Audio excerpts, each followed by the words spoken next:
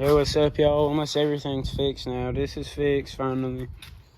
All that was wrong with it was the fuel filter. We had to replace it. It was pretty cheap and change all the fluids and the oil and all that. This is almost fixed. We just got to put a new rocker switch on it, new battery, and he's waiting on lug nuts and it'll be rideable.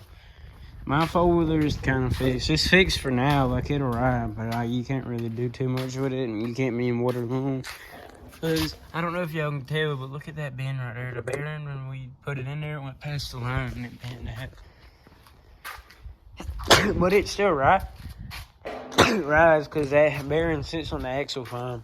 So it's still like rideable right now, but I'm waiting on the new parts to come. And I'm going to get off these stocks soon when I get paid. I don't know what I want yet, but I want some tires, you know. At least 29.5 is the smallest I'm getting.